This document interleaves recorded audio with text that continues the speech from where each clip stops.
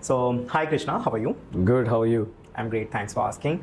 So Krishna, your name is Krishna Vikas, but I'll call you Krishna for the entire No podcast. problem. Would that be okay? That's fine. All right. So first things first, I want to know the reason behind your name, Krishna Vikas. We'll start off with that because I believe that every name has its own story. So I Okay. want to understand, does your name has a story, any peculiar story? Your mom picked it, your father picked it, what happened? My mom picked it. Okay. My mom likes Lord Krishna a lot. Really? Yeah, she loves him. Okay. She Same. has a lot of,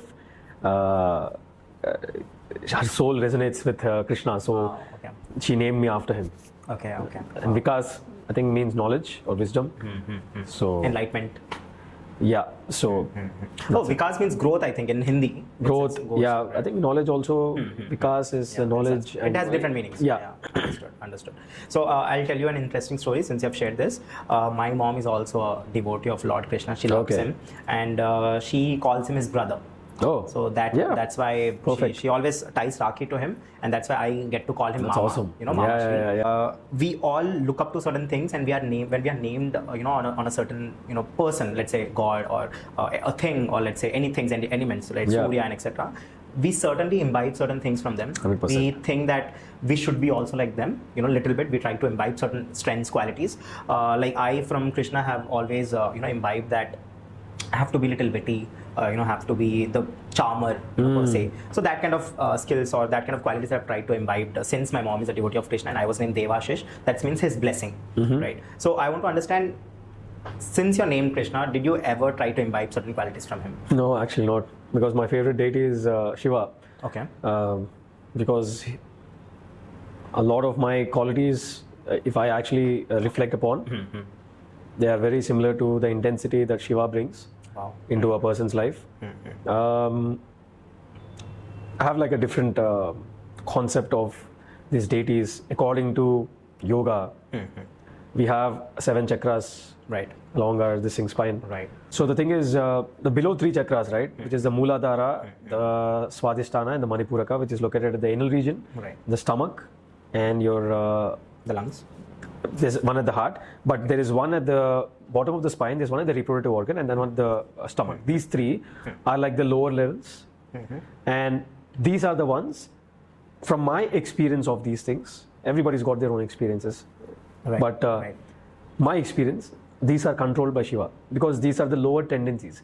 The reason I'm saying that is because he is the dispeller of darkness, he is the destroyer of darkness, and these are the ones that hold lower qualities in us as human beings. Let it be lust, Okay. desires, animalistic natures, like animal things about Eating. reproduction, Survival. eating, that's it. Right. Higher ideals are not existent in animals. Right, right. Well, some animals, they say they do have EQ, which is emotional quotient, but most of them, they live on like those basic survival mechanism Instincts. instincts. So those are the ones that are, for me, relevant to Shiva. So when I was going through my transformation, like we were just speaking before the shoot began, he removed me a lot out of this darkness. It's like I was falling into like this black hole. He allowed me to fall. I didn't even pay attention to Shiva, Kala Bhairav, nobody before that. It was just that I was just like, what's happening? Everything is dark. Life doesn't make sense. What's going on?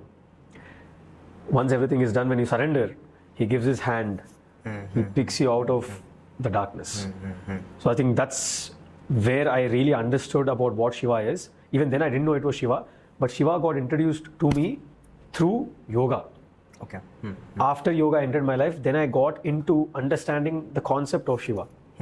You can give him a name, you can give him like an idol, you can give him any figure, call him and talk to him however you want to. However you talk, whatever you resonate with, but from the soul will be answered for sure. So that's how I resonated with Shiva. He removes all the dust. It's like, it's like removing something from the garbage and cleaning it up, just like that. Shiva does that for you in your life as a human being. He removes you from the garbage and he starts cleaning everything up.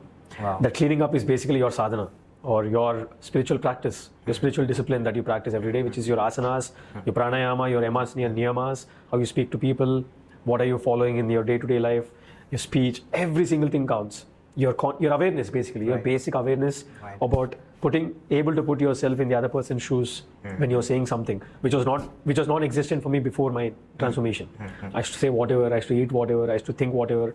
Who gives a shit? Like, it was like that. So It was like that. Right. You know, I've heard many people, I've seen, I've consumed a lot of, as I mentioned, I've consumed a few content myself, where people have changed after their awakening, right? After their spiritual awakening. And whenever I see, to be very honest, I don't relate to them much, or I couldn't understand it. I mean, the way, for your, for instance, for you, if you talk about yourself, you speak with passion. When it comes to awakening, you have gone through it. There was a certain process to it. I'm sure it was very painful. But at the same time, today you're here articulating in a way you understood. And I'm sure that you have really understood, not just for the communication sake, but internally as well. Most of which we do not understand when we listen to someone else. To be honest, if I had to listen you somewhere else or not here today, I would just think that, okay, something might have happened and something worse might have happened, and then he has brought up his life together, and now he's living a life which is more spiritual. But I wouldn't actually understand what actually happened inside. You're getting my point? The intensity of what happened, I really couldn't understand or relate to. So today I really want and wish through this podcast, not for the audience, but for me to get enlightened what has been taught to you before and after you started meditation, after you got your awakening, after all these things changed your life. So to completely understand. So I really want you to be that narrator for me today. Not for the audience, but for me, in order to help me understand what actually happens, what happened, and how is it going right now. So nothing was taught to me earlier. And to be honest, the only thing that has been taught to me were asanas. In yoga, there are 8. It's called Ashtanga. Yoga is basically Ashtanga. There are many.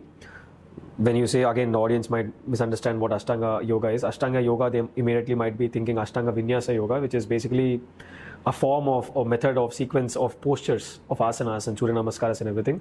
But Ashtanga means 8 limbs of yoga. Ashtanga. Anga is limb and Ashta is 8. 8 limbs of yoga.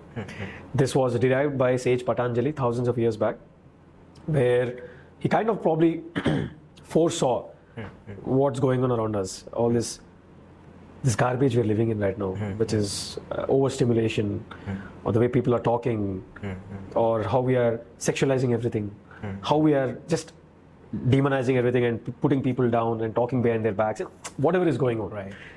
All the corruption in this world. Maybe he saw all this. He was a great seer. They were called seers because they could see what would happen, and sages and rishis and all of these people. He was supposed to be an incarnation of Lord Shiva. He derived Ashtanga Yoga and about thousands of years back, and he gave like this guideline, like a book. The reason I'm telling you this is because this is what happened to me, so that people don't misunderstand what Ashtanga is. Ashtanga, that is a part of it, where they teach in Mysore, Rishikesh and everything. It's become like a famous business and commercial activity where people learn yoga, Ashtanga Yoga, they start teaching, but it's more of asanas, which is just a small part of Ashtanga, and the other part is more about the values that you live by, where there is yama, niyamas, the first two, which are like spiritual observances, internally and externally, how you live with yourself when nobody is watching, and how you live in the society with everybody else. Then there's asana and pranayama, which is physical purification. Then there's pratyahara, which is considered the bridge between the first 4 and the next 3. Pratyahara is the control of the senses. Then comes dharan, dhyan and samadhi. Dharan is concentration, dhyan is meditation, samadhi is total oneness. Now, the moment people think about this, I'm like, oh my God, such a blissful state and everything. You become one with the universe, you start seeing lights and everything. But again, that's the over-exaggeration of social media.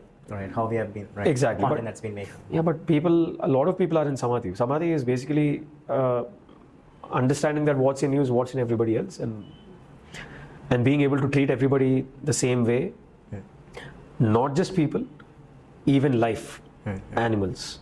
That comes to my work with vegan food or what I'm doing, my cafe and everything, which is very interrelated to my realization that we were talking about. So I'll come there as well. So that's that. I don't want to go deep into it because I can talk for more than 2 hours about that. But coming back to it, nothing was taught to me before. Like you asked, was anything taught to you before? Nothing has ever been taught to me before. After my realization struck out of nowhere like a lightning strike, which happens to be my symbol right now, my logo, of which I really resonate with, which I have also put it into my cafe too, which is the lightning bolt. It's got a lot of significance to it and resemblance for me. It's like one of the things that I can talk about is no procrastination from the lightning bolt and a lot of other things, but we'll get there again. But I'll just first answer your question because I have a habit of going veering away from the topic and talking a lot of these things. As well. No, I have a habit of listening as well. Please go on. And then, so nothing was taught, and then this thing happened, the realization, it struck me all of a sudden, and suddenly all of a sudden I go into this extreme state of calm, and people around me thought I was in depression, but I was not. I was very happy from inside. I was feeling very good, but they thought I was in depression, and I'm like, man, and that's when actually, so traveling is closely associated with people's spiritual journey, right? Right. If you see anybody's spiritual journey, a lot of traveling is involved. The reason is because, for me at least, I can't talk about everybody, you cannot resonate or you cannot really connect with people, things, situations, what you have created, the same way after the realization. Because you want to get away from those. You disassociate yourself with them. You'll be like, that's not me. What am I doing? What have I been doing all this while? That's not me. Right. I went through that process of shedding. I'm like, this is not me. What am I doing? This is not for me. These people, who the hell are these guys? Why are these my friends? Why am I even talking to them? What are these habits that I have with these guys? What is all this? So I wanted to get away from everything. That's when traveling begins. When traveling will bring you a deep sense of joy. Taking you newness, out, right? yeah. You're basically going out of your old self. Yeah, and you go and you have this deep sense of yearning from inside that you want to go and explore. And when you start exploring, you start meeting new people. These new people will take you and they'll understand you from that point. They don't know your past. Wow. They don't know your previous life, what it was, and you'll feel comfortable in traveling. That's where traveling plays a very huge and significant role, because you feel very comfortable. Or else you have to keep on explaining these guys. But that happens in the beginning. Again, I came back and everything, but my travels happened for like a couple of years. Went to a lot of places. First, it started with Nepal. That was a huge transformational experience. And then so a lot of things were happening which I didn't know, but I could pick it up like a radar. I believed in myself, in like the signs I was getting. I'm like, let's go here, let's go there. Oh, I believe my intuition, let's go here. I kept understanding these signs that kept coming repeatedly, and I caught them and I left. The way I went to Nepal also came through like many signs, like mountains from here, randomly. There was this one time when I was having a coffee during that fresh phase of realization. Under the coffee there was this doodle, on the paper. On the doodle, one of the things was mountains. Already by then I got a lot of signs. I'm like, okay, this is a sign, that's it. I'm going to book my tickets and I'm going to go. And that's when I went to Nepal. I was in Nepal for a year and I came back. Not a year, a month. And I came back. A lot of travels happened. Consequently, I went to Goa a lot of times. Goa played a huge role in my journey of understanding and just getting away. Basically, the water and the mountains, they played a lot of right. Because they are the elements the energy around. It's very grounding. Here, it's very chaotic in this city atmosphere. But that's the thing. You understand that you start balancing yourself out through certain practices. Then you come back. Then you realize that the change you want to see and you want to bring is here, not there. You just go there to get yourself grounded, come back, start practicing, get into your sadhanas, get into your spiritual disciplines, practices, blah, blah, blah, and then you come here. And that's how the journey, this thing. You want me to go into detail or you? No, I'll ask you. Sure. I have my questions. Done, please. So, we would first get into, I believe that today I'll be talking to a cafe owner, to be very honest. I was prepared for the cafe related ones, what is your favorite cuisine? Yeah. But I think this is more than that. I'm really happy that we're having this conversation. And I'll be very honest, I don't want to demean or offend any other guests, but then there are very few guests where I genuinely want to, have that understanding of course, right? yeah. I mean, most of the times you talk because of the kind of things that they've achieved, because of the things that they have earned. Which is important. Which is important. Yeah. But then today I think I'm in for it for the things that you have lost. Yeah. Because I believe that realization comes from losing things. Because you can connect with it, right? Because everybody goes through that. It's not just me. Right. But not everybody catches that and goes with it. Correct. And it's important to catch that and go with it. You should not listen to the people around you, because people around you are going to keep pulling you back into your old self. Right. Arey, tu aisa nahi hai. You're not like that. Why are you doing all that? Don't listen to them. Because that's on the other side is where your purpose lies. That's very important that's one thing I can say. That's very important. Yeah. So we'll start off with why you chose to be, the way that you have chosen today. Why did you choose that, and what happened exactly when you talk about awakening, enlightenment? Yeah. What made you the person that you are today? See, I think people have a very over-exaggerated view about enlightenment and awakening and everything. It's a very simple thing. It's a very, very simple thing. I'll tell you, one of the smallest things that happened to me is that I was crossing the road and going to my just closed cafe, the Weekend Café, guys, which is the first branch. We have a second branch in Jubilee Hills. In Secunderabad. We have a second branch in Jubilee Hills. But by then, the cafe didn't even open. It was in 2019. That's when Breathe was there. Breathe was a functional training gym I used to run, where we used to take group functional training classes. I was just crossing the road and going to the other side. It was just 2 minutes away from my place because I wanted my workplace to be around my house. Very easy, convenient, right? Like yours, very close to your house. Right. I was walking. I went across the road. And as I was going, I was in a state of hyper awareness. I was questioning and aware of everything that was happening. Now I'm in a state where I don't care only. That's a different thing, but I'll come to this also. Right. But that state, because that is also important. Like I was going through the state where, why? Every question mark, everything was like a question mark.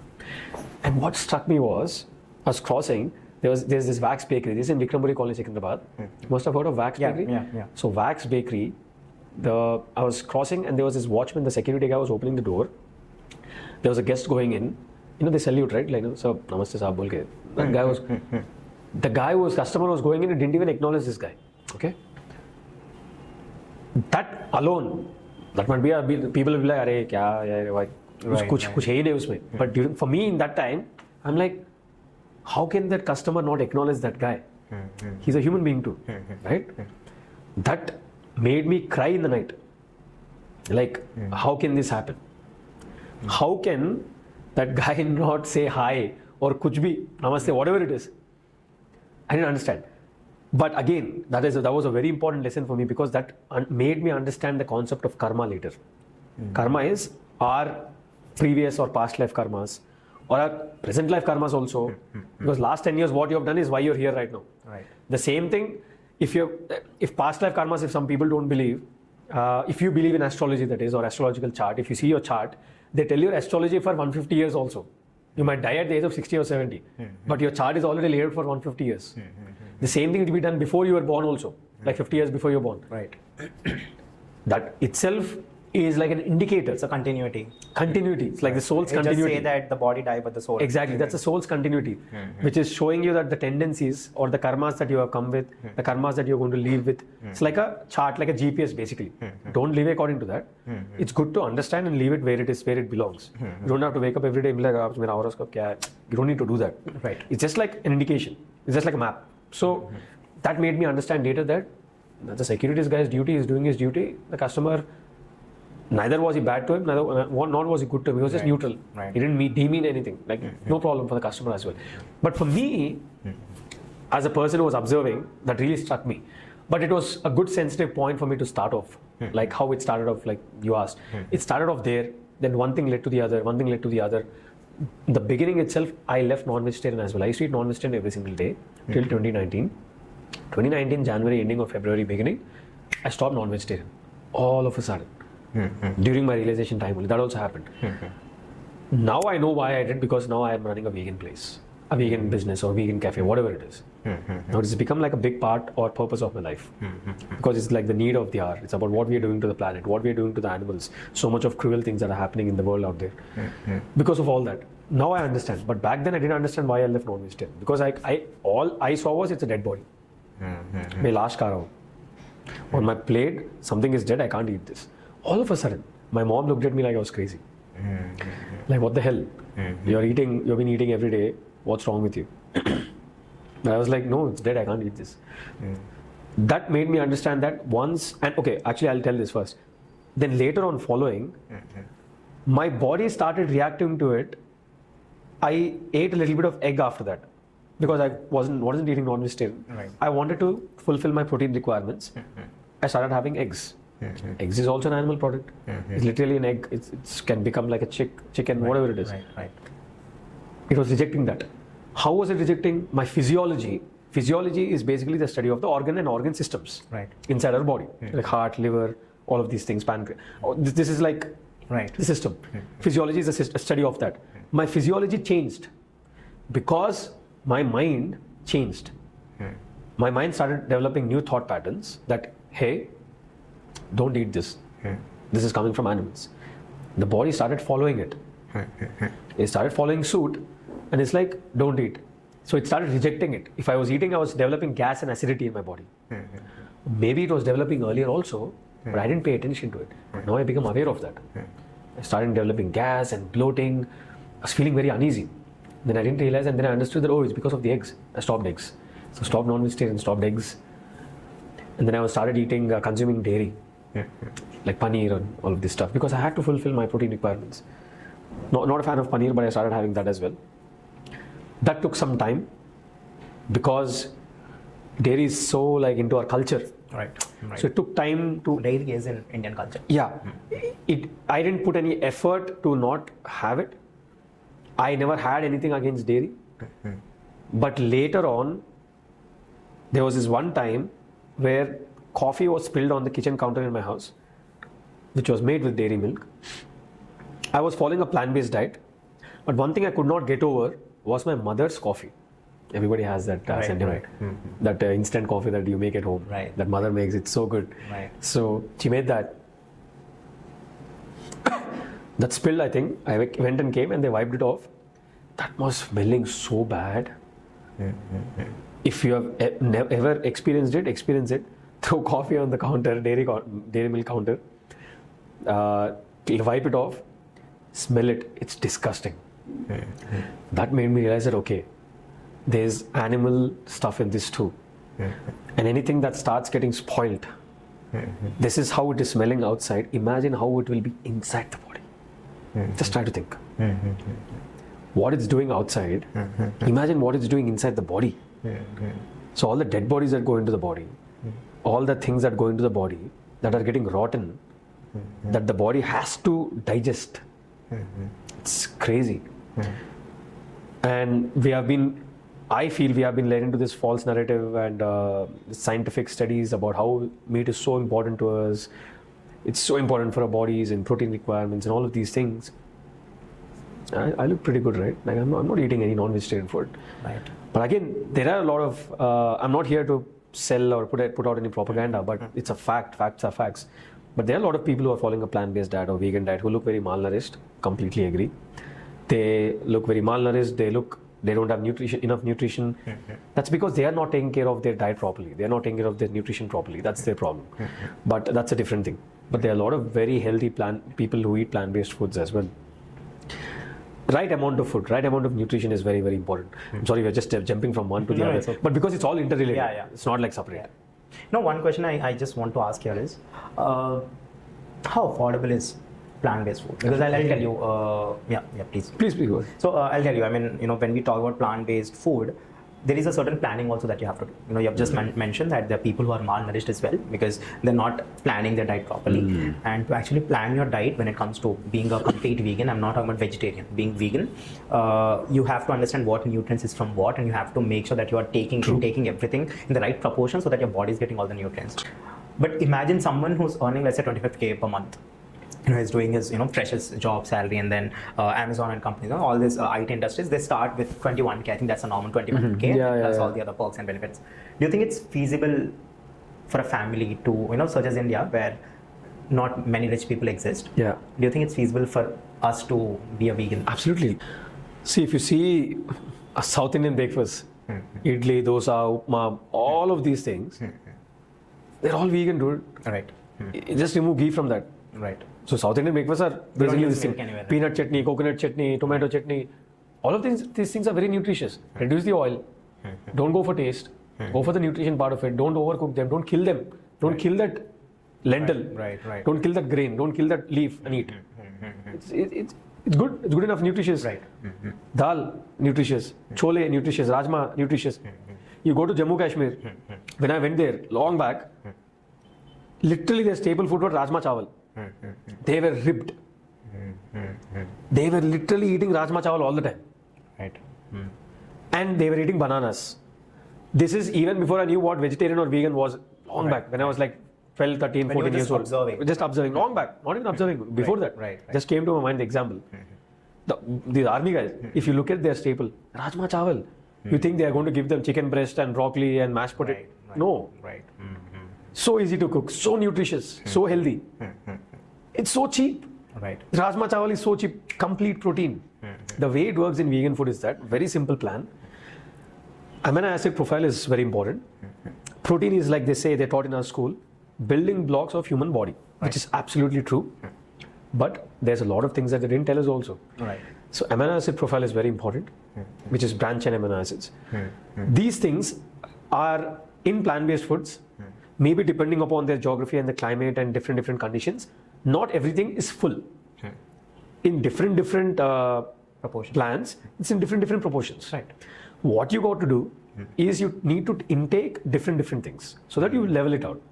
Now, brown rice, leave brown rice. If you don't like brown rice, take white rice. White rice has a certain set of amino acid profile. You take rajma or chole, whatever. These are so cheap. They have a certain sense of amino acid profile. You combine them both. Take khichdi, for example. These things, you throw in a few vegetables, carrot, beans, whatever it is. How cheap is that? That's a full meal. You get easily 25 to 30 grams of protein from that. Then you have nuts. You have peanuts. I'm not asking you to have macadamia, hazelnuts, imported California, pistachio, and no. Peanuts. So cheap. Chana, cheap. These are mumpali. These things are so cheap. Have peanuts. Peanuts are very high in. Of course, these things are high in. They're high in fat and protein, but they are high in these things. But don't have so much. Have in proportions. You control your tongue. Have less. Have proportionate these things. Have that. Have this. Have bananas. Have basic fruits. Have Nagpur oranges. For 50 rupees for 1 kilo, you'll get like 6-7 oranges. Cheap. Eat seasonally. Eat various different types of vegetables, potatoes. Good in carbs, good in protein as well. But again, carbs to protein ratio is this thing. Very different, yeah. But again, depends upon your output as well. If you're eating all this food, if you're just sitting at home without doing anything, you cannot digest it. Right. You have to do work. Right. No, this question I asked you because most of the people think vegan food are very expensive. It's not. It's very cheap. Literally, whatever I've told you, do your own research. It's so cheap. But that's the thing. People think you need to have oat milk. Yeah. You need to have macadamia. Have you need to have milk, all that. Almond milk. No. All that, yeah. Badam milk also you can make. You can make it at home. Right. You don't go for like fancy stuff. But again, people say they don't have time. If you say you don't have time, then your health is going to be like, I don't have time for you either, and you're going to die. Simple as that. Make time. Don't say you don't have time. You have time for Instagram, you have time for YouTube, you have time for everything. Right. Make time. Right. It takes half an hour, 45 minutes. Can't you do that much? It's so easy. So not having time is just an excuse. It's an excuse. So it comes down to how disciplined you are. Exactly. Discipline. It's the basis of everything. So you got to make time. You got to make time. You got to cut down on all the other distractions. What's your priority? You got to come down to that. But we are always left complaining about everythye It's because we lack discipline on a daily basis. It builds up over a period of time. It comes to attack us. Then you whine and complain about something else that, oh, acha nahi tha, ye acha nahi tha, oh, aisa nahi tha. You're just making excuses. You're not disciplined. So, and eventually that becomes an illness. Eventually that the chronic and acute, and then that becomes like a disease. Then it becomes uncurable. You die. That's literally the situation of health in our country, not just in many countries. Right. It's because we are not disciplined, we are not organized, we are just a victim of supermarkets and their flashy strategies to sell packaged and preservatives. Just look at their ingredients, man. It's pathetic. The amount of ingredients and garbage that goes in, just rotate and see. It's so bad. Their emulsifiers, their preservatives, their coloring agents, their caking agents, their gels, it's so bad. What is all that going and doing? You're a chemical factory.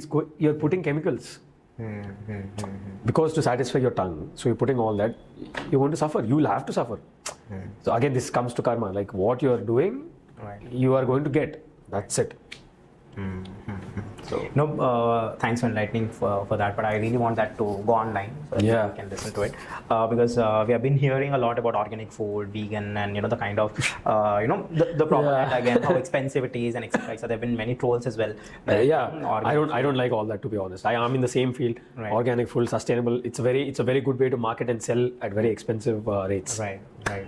So tell me about your cafe. We'll start off and we'll end off with it because I have lots of other questions to ask you about. So we'll talk about your cafe. You started it in 2019, I believe, or 2020. 2020. Okay, so 2020 you believed, you started it in Secunderabad. But then since the COVID happened? I want to understand what happened back then. We started in COVID. You started in COVID. After the first lockdown happened, we started in COVID. During So that COVID should be in July, August? June. Okay, June. June 28th, 2020. I think June we started to come out of our places, right? Yeah. So that's when we started. It's called the Weekend Café, by the way. And now I've been there, by the way. Awesome. Yeah, In Secunderabad? Yes, I've been once in Secunderabad, twice in Jubilee Hills, actually. Oh, crazy. Yeah, That's I've awesome. There was one of my friends, Manpreet, who was here. Now he's in UK. So with him, I visited all the 3 times. Potter. No, Manpreet Singh. He's a different one. This Manpreet is not a potter. Okay. I'm sure you wouldn't know him because we never met. So yes, I've been there 3 times with him. Awesome. So now he's in UK. I've also told him, याद है तुझे वहाँ पे हम गए थे. उनका founder आ रहा है अभी बात कर रहा हूँ. You know, he was very happy. That's awesome. So please say hi to Manpreet. Hi Manpreet, what's up? Thanks for coming. All right. So now I want to understand the story behind it. The cafe. You know, of course, COVID was tough time for many. I'm sure, but for many also, you know, they have learned many things. But how was COVID for you, and how did this cafe idea got to you? See, the thing is, the whole point was I just liked cafes, and it started off just on the weekends because during the week I was busy coaching and training. Okay. And I loved cafes always, so I wanted to start something, and I started. That took me on like the biggest spiritual journey and spiritual milestone ever. The place, that place in Secunderabad itself is like that. It's like a crazy place. It's a huge place. I learned so much about dignity of labor. I learned so much about people. I learned so much about managing people, understanding people. To manage people, you need to understand them, where they're coming from. To do that, you have to do their jobs. So it made me go through that entire tangent of cleaning dishes, mopping floors, doing everything by myself. And if you like something, you have to do it by yourself. Of course. So it is what it is. And you have to also, all the big entrepreneurs, all the founders, they know everything. Every single thing they know. Right. They don't leave it on to somebody else. You get there, but you need to be able to leave it to somebody else, you need to know their workings first. First know what happened. Right. So it made me go through that entire thing for like the last 4.5 years.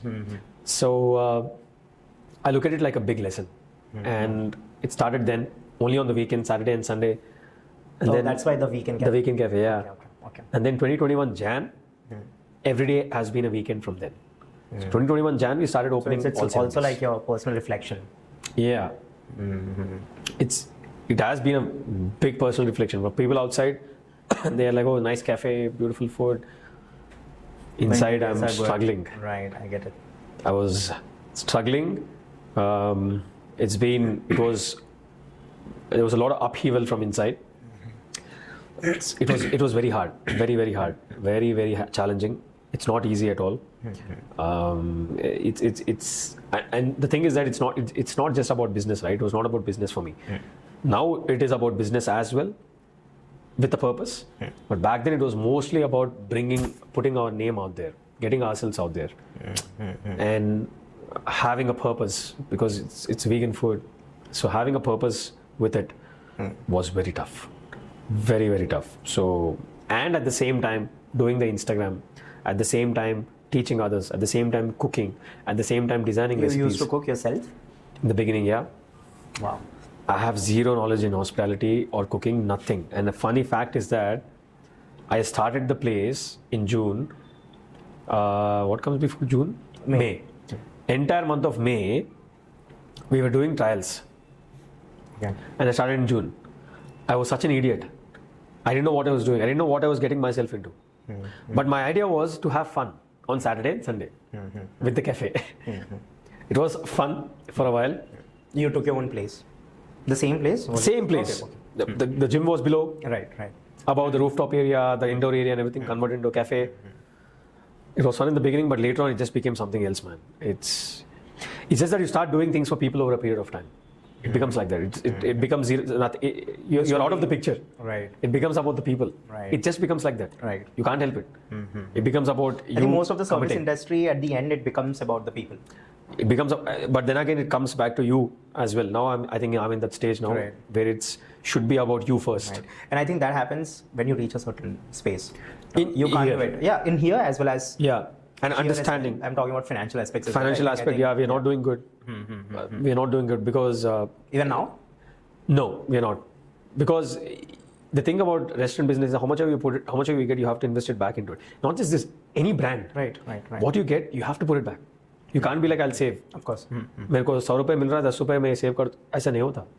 It doesn't work like that. You have to put 10 rupees, extra 10 rupees also. Right. I get it. I get it. Yeah, you can't look for profits. If you're looking for profit, start dosa bandi. Better. Full profit. But just numbers, just business, that's it. But a lot of headaches also will come. This is built with a purpose. It is built for the people. It is built for the small immediate change that we bring in the environment, or whatever it is that you're trying to build. So it's mainly because of all those things. So people don't understand that. People don't get that. A lot of people don't even understand anything that we go through from inside, on the other side. So it's been a crazy journey, yeah, from then till now. 4.5 years, yeah, insane. What are the challenges that you're facing currently? Currently? Yeah. Currently, I think we burnt a lot of cash. And I call that experience. Okay. That's a nice way of putting it. Yeah. That's the only way of putting it. There's no other way I can look at it, because it is an experience. If I'm going to look at it like, oh, मेरे को कुछ नहीं मिला and everything, I'll go into a negative trip. Literally everything's energy. And that's where I feel like my spiritual journey comes to save me here, is because it has given me that insight and that aerial perspective that think like this. The eagle point of view. Exactly. If you can't think like that, you can't survive. Every day you will be subject to depression or else. You can't live properly. You have to look at, dude, life is a joke. Come on. Right. What are we doing? If you look at it like from that perspective, that makes me start laughing. What are we doing here? What is this planet? If you start looking, where have we come from? I'll try to, I really want this other person as well, Samrat. He's the CEO of Drunken Monkey. Okay. You must be aware of it. I know Drunken Monkey, yeah. Right. I'll try if you both and me can, sit together and have a conversation. He's just like you when it comes to life and, the thinking of it. Not just like you, but then most of your ideas and his ideas are very similar. I definitely want us three to sit and I really want to see what kind of conversation we have. Let's do it. So why do you think life is a joke? Does it make it, just go out and just see the amount of suffering we have brought upon ourselves. We are born free. We are creating change. Karl Marx said this first, a great philosopher. We are born free, man is born free, but he's in chains everywhere. Literally. That's called samsara in our Sanskritam language and everything. Why? It is what it is. You are putting yourself into suffering. Your suffering is created by yourself. Why? Over a point of time, suffering does not end. In fact, Buddhism, by the way, the first level of Buddhism, they tell you, they start with a very negative approach. It's crazy. Everything is suffering. They literally start with that. Then they tell you that this suffering can be elevated. It can be removed. Then they'll give you steps to elevate that suffering. The path. And it's also called Ashtanga, by the way, in Buddhism. So, but there are a few things that change in that. But that's a different thing. Eventually, everything is the same. But if you see, all the suffering is created by us. The suffering everybody has, it can be little or it can be a lot. That's depend on you. If you want 1 or 4 kids, if you have 4 kids gone, 1 kid also is suffering. I keep seeing people, man, every day. Oh my God, people with kids, the amount of it's crazy. I'm like, I don't want that. That's insane. That's too much suffering. Okay. Like again, all this, my journey that has taught me all these things, I can put that blueprint into everything. Okay. And I can see suffering in everything. And I'm like, okay, not this. Okay, not this. I want to really understand this. Why do you think having a kid is suffering? No, I don't think having a kid is suffering. Okay. I'm just saying, you choose your suffering. See, why everything is suffering means, where there is pain, there will be suffering. 100%. I mean, where there is pleasure, there will be suffering. Okay. You cannot get one without the other. It's impossible. Wow. It's not me. All the great philosophers and everybody says the same thing. If you have pain, you will have pleasure. If you have pleasure, you will have pain. 100%. Right. In the business world, we call it risk. Right. If I'll make it very more brutal and straight to you. Right. Having sex, pleasure is involved. Right. Right. Right. Then, through that pleasure, 9 months of labor and pain. Right. Pregnancy is born another bundle of joy, they call. Right. Then you start suffering. Which is for some. we'll keep it that way. Exact. But if you see, through the pleasure is 9 months of pain. Right. You don't know what the mother is going through. And after that, she's okay with the suffering. I'm not saying anything against anybody. I'm just telling you it's a way of thought process. That's it. Right. I'm not saying having kids is suffering. You should not have kids. I'm not saying all Right, that. I get it. I'm just saying It's just that for it's a everything, concept. for everything that gives you pleasure, there's a pain. price that you pay. 100%. 100%. I mean, dude, last 4.5 years, I've been paying a lot of prices. Right, I know. Like I know, the I know. brand. I've been and talking about everything. this podcast, right? I mean, I'm going through a lot Yeah. of pain myself, right? Just Yeah. to make sure my guest is here okay and you know, Yeah. we are equally talking here and should, you know, you to should. have a platform. Of course, there's should. certain pain also that goes through it, but that doesn't mean that the... Yeah. But this is the most important thing. After a point of time, you stop looking at it like pain. Pain doesn't exist. Pleasure also doesn't exist. Wow. You are immune. Or you know that this will happen. Right. If this will go up, it will come. Like, just like the stock market. Right. What goes up must come down. It can't keep on going like that. No. Correct. Impossible. You go like this. That's just life. If it's like this, you're dead. Right. It's a useless way of living. Right. So you have to go through that and you start enjoying it. That's the crazy part. That's why I said life is a joke. If you start taking it like life is a joke, you will enjoy pain and pleasure both. Pleasure, of course, you'll enjoy. Right. You'll enjoy pain also. But you'll understand to accept pain. Yeah, whenever I am pain, it's hurting me and it's painful. Now I start laughing. It's crazy. But people around me are like, "You're a psycho," because it's a joke. Sometimes just think about it. You go through so much of suffering. Somebody you see, somebody who's going through something, like 1% of the pain that you went through. That might be like a joke to you, but it's not a joke for him. That's probably very painful for him. You can't negate that. You can't be like that, yours is nothing. You might feel like that, but still you put that to yourself and you can empathize. So there are two ways to look at it. You can empathize with that person or you can put that person down and be like, your suffering is not valid. What are you suffering about this? I think it happens in a family. I mean, I think it happens in families as well. A lot. Very, very, very fundamental thing. I think the problems that my brother face, I don't get it. And the problems that my sister face, sometimes I don't get it. I mean, of course, empathy would be there, but then sometimes you're just too brutal. I mean, we don't see the pain as well. And I think that's why, I think with yoga, with meditation, I think you start getting empathizing more and more. You start empathizing more. Right. But also you build a lot of resistance and immunity. You build a lot of resistance. You make sure that nothing, I mean, not many things can come and touch you. Yeah, you build like a pain threshold. Right. Like, it comes to you. You know it's coming to you. You'll face it. You'll be like, what will this do? You'll become like that. You'll become like that. That's what martial art teaches. So I used to do kickboxing, a lot of kickboxing.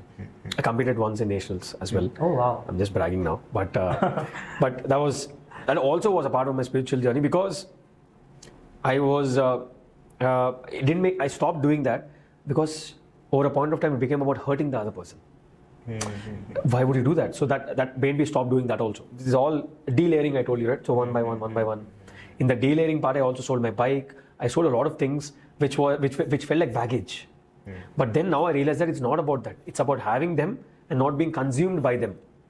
Not being affected. Yeah. It's about having all those things. And having that detachment. Exactly. So detachment, usually people think that it's running away to another place, which I did in the beginning of my journey. But yeah, I think true detachment is being there in the surrounding, yet not getting affected. It'll affect you for sure. But it's just that you decide how much it affects you. Right, the threshold, the resistance. Yeah, so I think that's what your journey... I really want to understand your love life now. Love life? We have spoken about detachment. Really? No, yeah, I'm single. Okay. But then, I'm sure one point of time you have had, relationships or relationship? Relationships, yeah. Okay, yeah. ships. Yeah. So, how was that for you? Because we were talking about detachment, so I want to understand how was it. And post enlightenment and post getting into this journey of yours, have you had any relationships after that? Post? Yeah, post. Now, if you're taking this much... 2020, yes. Okay. Yeah. Okay. That's it. I think after that, no. I think in the peak of my journey now, no. Okay. So I want to ask this, now I'll simplify since I've understood. I want to understand how was love to you before 2020 and after 2020? Love before was more like possession, possessing the other person. Okay. Attachment. Wanting something from that person. Now I'm not in love, so I don't know. Right. But now it's more like, what can we do together for this world? Okay. It's about union. Okay. Back then it was like so partnership. Is love us? I mean, is there a word us in the dictionary of love, or do you think the dictionary of love is others? Because you have mentioned that what can we do together for the world, right? So what is love? Is it selfishly us or is it selflessly for others? What is it according to you? See, I believe that every person has a a person for them out there. I believe in that traditional conservative perspective. Whoever comes before that, they are a lesson. Okay. Whoever comes before that, Right. if you don't gel with them, they don't gel with you. If you're messing things up around you and for them, for yourself, you are depending on them, they are depending on you. That's not the ideal union. Okay. But when the right person comes, this is what I feel deep down inside. My soul tells me that the right person comes. All of these people, if you look back, they are all like lessons.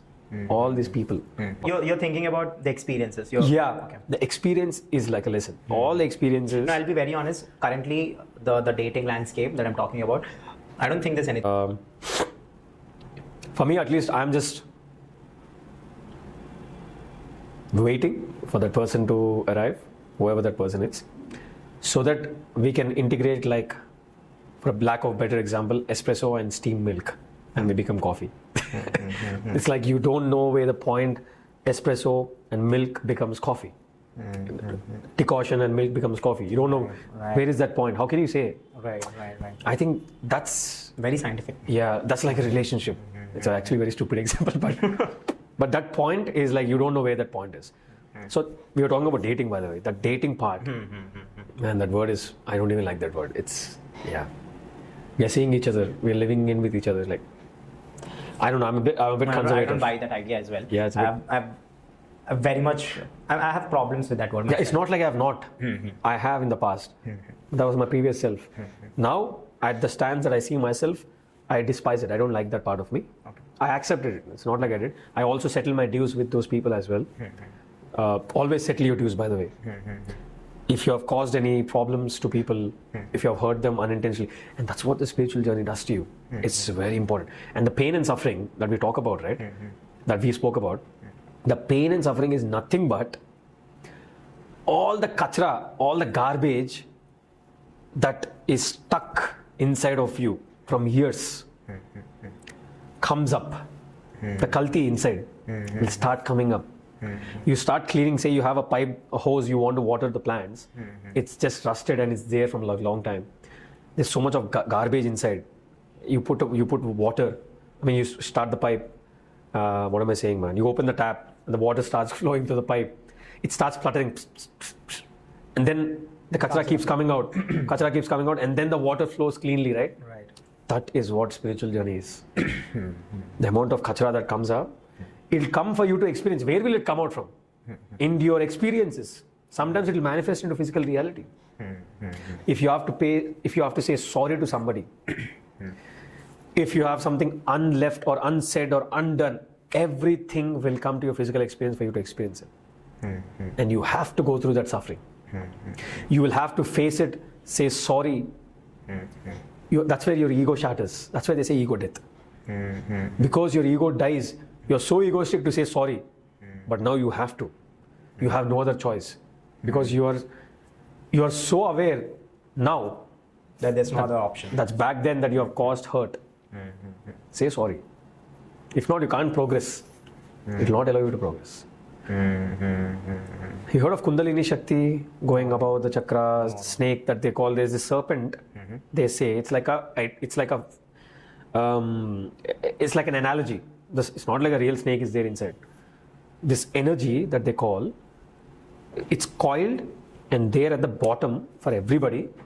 It's called the Shakti. Shakti is your energy, true power, which a lot of people don't tap into. Because we live on that basic levels down there. During the spiritual journey, it starts, they describe it and they use this analogy that it starts waking, the serpent starts waking and it starts going up into the chakras. What is waking up is your dormant energy that you don't know who the hell you are till now is waking up. It is going up about through each chakra. To each point. In yoga, this each point that is there, that I have mentioned in the beginning, the 7 chakras, every chakra holds infinite memories, circumstances, situations, people, everything you know you have done. It holds accounts, khata. Everything is there. Because of all the shit or the garbage that is there in us, these don't function like the way they're supposed to function. Nothing else. That's why the senses also don't function like the way they're supposed to function.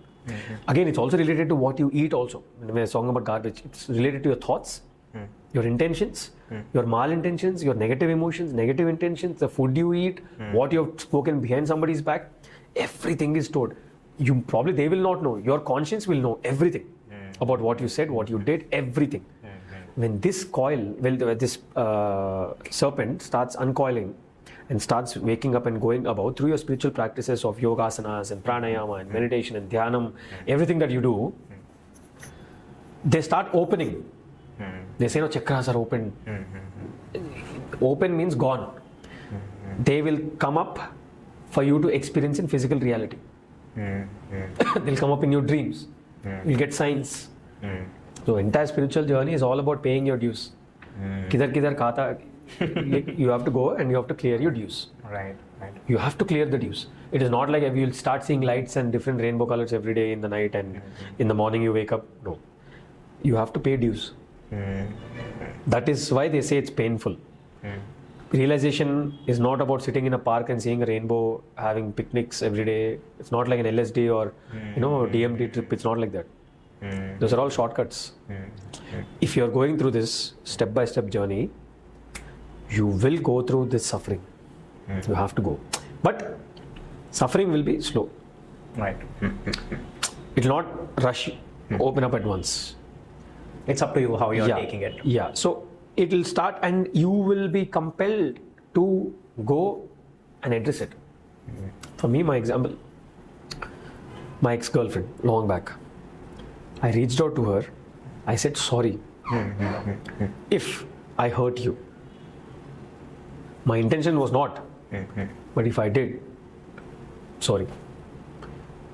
And that creates a lot of tension between you and that person. That person will not even know, but they'll feel so good. They'll feel so good. So don't escape those hidden emotions and hidden pain and suffering. Address them. Once they leave, you'll feel so free. Oh my God. Or else you'll always live in that fear. You'll always live in this thing. You might not know because of the distractions you have. Distractions will settle means spiritual journey is mostly one of the main things is silence in the journey. Calmness and silence. When you're silent, all these voices start coming up. Right. All these thoughts start coming up.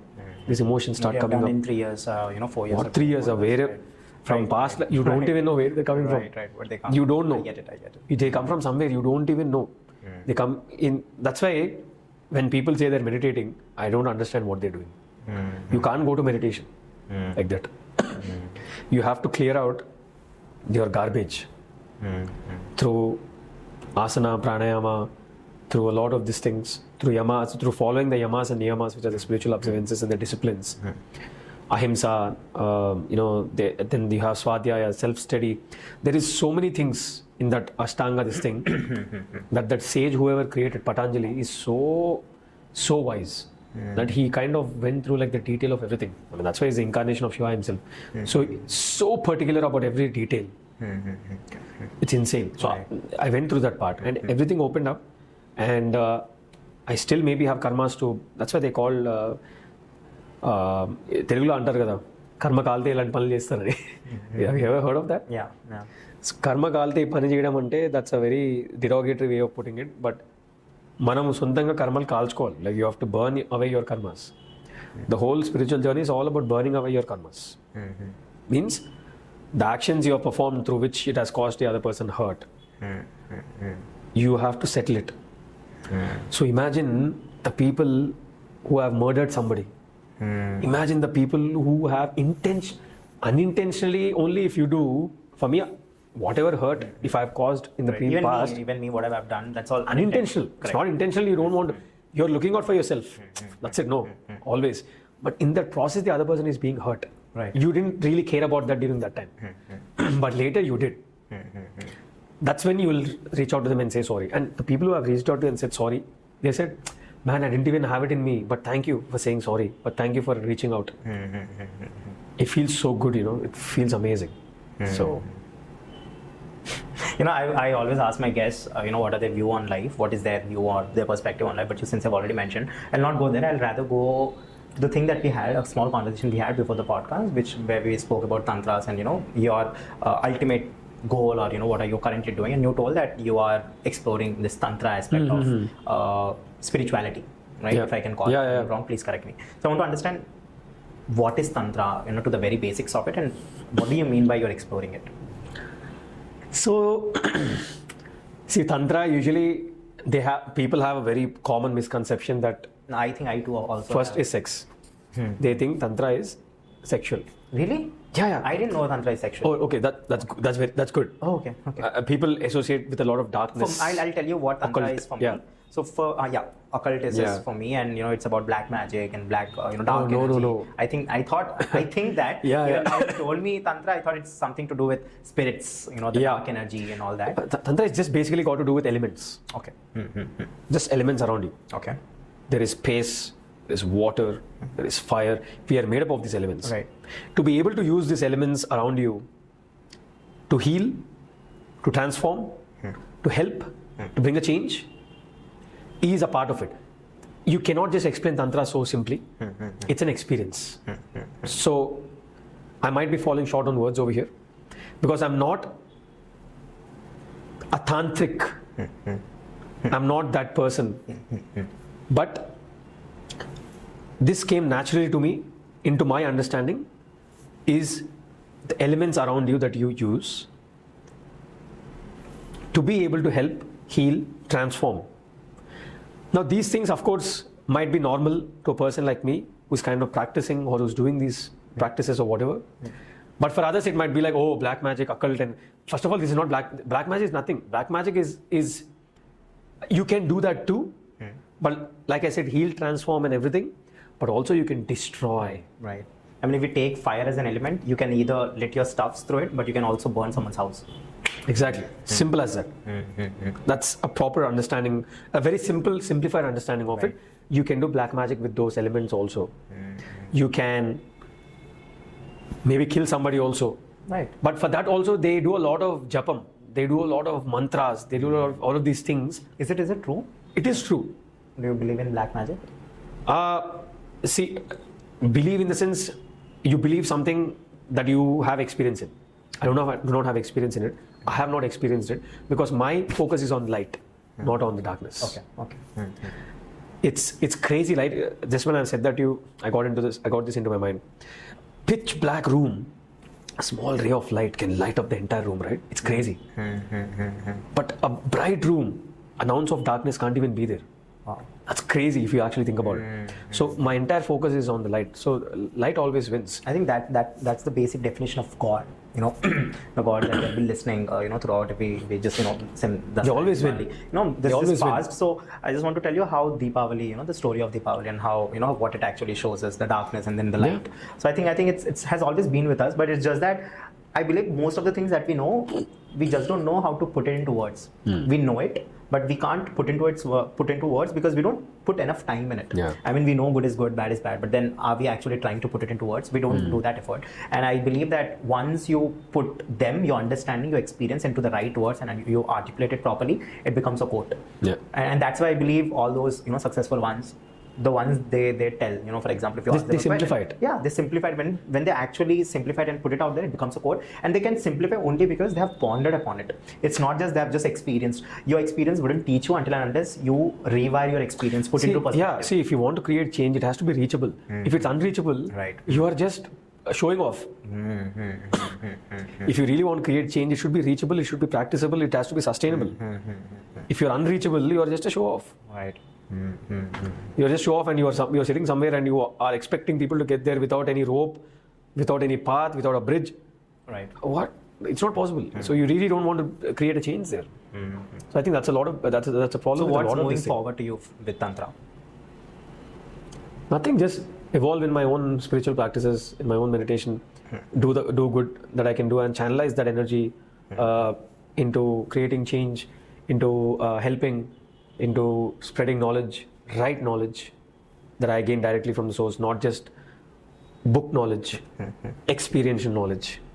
And I think it's just simplifying it. Right. It was great talking to you. Not that the podcast is not finished yet. I have a couple of questions, but I think I've reached a point where I can say it was great. Yeah. I think they'll get bored. Very different as well. But I'm sure that one day, you, me, and Samrat can sit together and talk. I really want to see what kind of conversations we three will have. Yeah. Because I'm more of a deeper person myself, and there's lots of depth. Otherwise, people don't see, so I have to put it into words. I do discuss a lot of things with my brother, with my mother, with my not so much attached to my father, but I do have conversations. And I believe conversations like this are really important, not just for the sake of your own benefit, but for the sake of your surroundings' benefit as well. Because once you get enlightened, once you're aware of certain things, I believe that reflects onto your surroundings as well, and that's how things change. That's why we're all connected. No, what's the point? You realize something and you die after that. Why are you alive after that for so many years? You realized, okay, die, done. Right. No. It's about helping, right? It's about, that's how we have been, and that's how much of a change you can bring, you should be able to bring according to your capacity, what your purpose is, and what is the need of the hour. That's pretty much it. So what's your relationship with your parents as of now? How's the relationship? It's good. My mother is my greatest support. My mother gets me a lot. Okay. Not everybody in my house. My brother gets me. My brother got me later, but my mother has always gotten me from the beginning. So she's like the greatest support. I think for every guy, mother is. I think we agree. Yeah. How were you as a kid? As a kid. Oh man, I was a brat. Like till my 16, I was 16, 17, 18 years. I was not 16, even till 20, 21. Yeah. But it was tough. It was very. There was a lot of energy, but it was not channelized. It was not channelized. Spoiled, not by people. I was spoiled by myself. It's not like I was into drinking and smoking and all of that. No, never. Like the amount of times I drank, I can probably count it on my fingertips. Okay. But that too, it was in like company, which I don't really enjoy at all. I don't. That you would come to realize now, I guess. Long back. Okay. Long back. I never really enjoyed it. I don't even like that, because I feel. In medicine, they call this alcohol they use for medicines, right? It's called a spirit. I feel like when people drink, it's a spirit talking, it's not them. It's something else that's talking, it's not them. You know what I mean? That's the way my understanding of it is. It's like a spirit. It's like a spirit is talking, it's not you. That's why they'll be like, oh, I was drunk, bro, sorry, I didn't mean to say. You were the one who said it. So, those things, they just lower your energy, vibe, everything, like to ground zero, man. It's horrible. I will be best friends soon. Yeah, sure. I can see that. And the amount of time that I've drunk myself is the number of Oscars that I've won. So, so I've never drunk. That's awesome. Yeah. So you have siblings, you mentioned. Yeah. So it's just elder brother. Okay. Yeah. Okay. And how's it going with your elder brother? All good? Great. Yeah, he supports me a lot. He gets me a lot, but he got me much later. It's not always been the same earlier, but now it's great. Yeah. Maybe he's married and he doesn't stay in the house anymore, but in the house we used to fight. What age did he marry? Marry? Yeah. So funny fact is that, I was going to say fun fact like I'm some celebrity, but funny fact is that. No, you are a celebrity. No, not even close to it. But anyway, 2019, when my realization began towards the end of January, February, my brother got married on my birthday. February 9th is my birthday, and he got married on the 9th. Okay. I was the least participant in the marriage when they thought I would be the showstopper, because I was a very energetic person. I used to create a lot of noise, basically. Now I am back there again, but differently. Right. I still create noise now, but I was so calm that time. They thought I was depressed. Or some people even thought that I was jealous of my brother getting married. I was like, what the fuck? I was like, man, come on. That's how people think. That such low thinking. I'm like, man, that's so cheap. Right. But that's our stereotypical common societal thinking over here. Right. Like, why would I get jealous of my brother getting? I was like, that's crazy. Right. And those remarks come from the close ones. They are the ones who set these instigate such fires. Right. But probably they didn't mean it so seriously. Most of the things you get instigated by your closed ones only. Yeah. Because other people you don't really take into your mind, right? Yeah. But now even the closed ones also, I look at it like that is their headache. Right. Now I'm in a place where, like I said, it's a joke. Like people around me take my life more seriously than I do. Like, dude, if it happens, it happens. That's it. Right. If it doesn't light, so what? It's an experience. That's it. Right. So, what are your plans of settling down, as in getting married and all of that? What are your plans? No settling down. I don't know why, but I've become this stereotypical uncle who always asks the guest, when are you getting married? Man, It just started. you have plans of getting married soon? No, I don't know. No, no. Myself. But I would want to. Okay. I have always envisioned it. I don't have anything against marriage. Yeah. I have against the law of abiding by the law Okay. What do you mean? to get married. You have to take permission. Okay. You have to prove. Okay. You need a certificate. Okay. I don't like that part. Okay. You are like legally binded. If you see, it's like this matrix. It's like this. Everything is like a trap everywhere set for us. You're just legally binded to that person. But I think with the right person, if you really get it, like I said, the espresso and the milk example, if you won't mix feel like so well, you won't care whether you're legally bounded or you're not legally bounded, whatever, it doesn't matter. Just know that. Trust me on this. Ride or when die. we talk about legal binding, I'm not very vocal about all the other laws. But when it comes to marriage law that we have in India, I think it safeguards your respect most of the times, because of course I understand we are living in a little privilege. I don't know if I can talk for you, but I can definitely talk for myself. I think we are a little privileged, and I believe this law is most of the times are the ones that comes helpful to the ones who are not very privileged. Of course it is otherwise. Yeah, we were having this conversation the other day. Actually, true. Not just, we are privileged. Come on, we are living in an apartment. There's AC over here. There's cameras. We are privileged. Right. Come on. Most of the laws are to safeguard the less privileged. Right. Not just the marriage law. Right. But everybody has to suffer because of that. Is what I feel. Right. Not just that. Every law is. That's why a lot of rich people, they leave the country. They don't leave the country. They still have businesses and stuff over here, but they don't prefer staying here because they take other citizenship. Why? Because of the laws that are over here. They're there to screw you over. Right. It's so one-sided. I think the laws are also sometimes abused most of the Abused, times by not othered also. Nobody cares. Right. Nobody Not cares. othered, Nobody sometimes follows. And the ones who follow them are screwed more. Actually, but the ones who don't follow it are not screwed at all. It's crazy. Right. So it's that's why I'm saying it's a joke. Like it's such a joke. It doesn't make any sense. I tell you, I asked Samrat. I asked him what's life according to you, and he told me life is nothing. Right. Okay. So the only reasons, why I and you and Samrat and I want to have a conversation, is because the only different answers that I've gotten when I asked about what do you think life is all about, these two. You meant it's a joke, and of course you have mentioned it and also explained why you think so. It's not that you mean that it's a joke, but then yes. So I really want, and I was really surprised by most of his answers, because back then also I thought he's an entrepreneur. And his CEO of Drunken Monkey, which had almost around 600 plus outlets in the whole India. And I thought I'd talk to a proper entrepreneur today who has had multiple franchises and all that. He came and he told me life is meaningless. You told me that life is zero. Joke. So I really want us all together to actually sit. It is, man. So I think coming to that context, I also got that context. After I got that, I understood Vishnu. Lord Vishnu. They say Mahavishnu Maya. It's an illusion. He literally is laughing at you guys. He's laughing at us. It's a joke. They say that the impressions of his thoughts. It's a simple example. I created the cafe. The people who are working over there, they're all actors. That is a micro creation. This is a macro creation. Wow. This entire world. Aren't we all actors in this? Isn't it a joke? Right. And also Charlie Chaplin, he has a crazy quote. Suddenly it came to my mind. If you look at life from a close shot, it is a tragedy. If you look at it from a long shot, because he was into acting, he says long shot, it's a comedy. You know that? Yeah. It's a crazy quote. It is a comedy, right? What else is this? You go to the 10th floor and look at all this traffic. You'll start laughing, you'll start tripping on them. Right. I'm sure God is having a good laugh.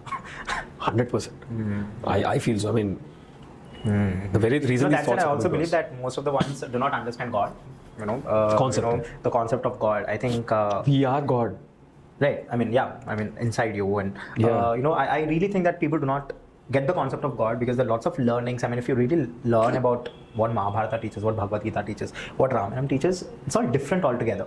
The things that we see in the movies, the serials and all that, they have not even captured the essence of, you know, those epics, even the 5% of 10% of it. I am sure that it couldn't. Yeah. Essence, you know, People are too busy in fighting that whether it happened really or not. I know, right. Who cares if it happened or not?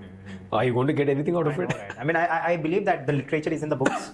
You know, go to the books, try to read between the lines and try to get yourself educated. That's the only way to, you know, maintain harmony in this world. So really, man, learn the lesson. Like, why do you care about whether that story happened, what archaeologists are doing, what these guys... Why do you have Why do you care about all that? Right. I mean, learn the lesson. You have your own life. I don't think God really wants your proofs to sustain whether he's real or not. No, or she or it, you know, he, she or it. You know, another conversation. I know, right? I sometimes tell people, you know, few of my friends who are like, you know, ye hai, wo hai, and all of that, religious aspects. India is very infamous for that. You know, all the harmony. Most of the unharmonious thing that happens in India is because of religion. So I tell most of my ones that I am close to, not of course to everyone, because I know that there would be repercussions otherwise. But I tell my people that your God is not waiting for you to defend him or her. They don't need your support to defend. If you really believe in him, walk in the path, try to understand what he mentioned or what she mentioned, and just be the kind of person that they have told you to be. That's it. Be them only, no? Yeah. That's the whole thing. They are the highest ideal. Right. You're on the ground floor. Correct. Go till 10th floor. You'll see that it's a joke. Correct. You're on ground floor thinking that this is life. If at all this podcast is watched by a lot of people, they'll start fighting in the comments also. Yeah. 100%. That'll be a good laugh again. But I'm sure few will understand as well. Hoping for that.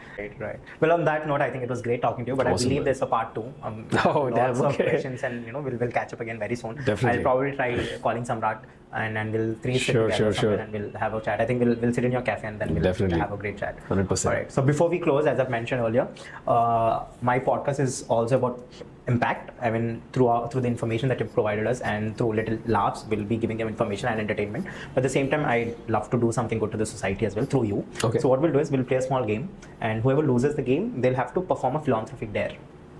Okay. So the philanthropy dares could be, teaching underprivileged kids, going to a school, spending 2 hours of time, or feeding them some good food.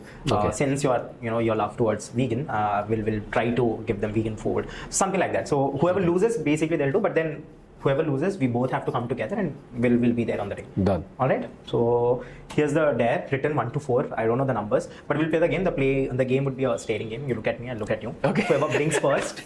But since you are into I think I'll lose. We'll see. And whoever loses have to perform. We can smile, right? Yeah, of course. And we just have to stare. Yeah, you just have to stare at whoever blinks first. Okay. All right. Let's go. Let's go. 3, 2, 1. Oh, this is a nice technique. Yeah. Wow. Thank you. I'll tell you what I just learned from you. I'll tell you later on. I think I'll use this technique. Are you falling in love?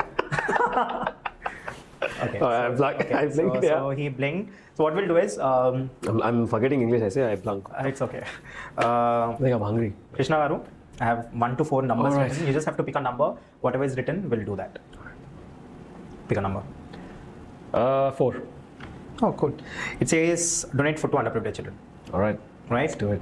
Right? You want to see what all written? Yeah, sure. Yeah, we will. But once, let's wrap up. Thank you. Thanks again. It was great talking to you. Thank you. And all the best for Weekend Café and to your journey of Thank you so much. personal understanding and spiritual awakening. Thank you so much. Right. Thanks so much for having me. Thank you guys. Thank you.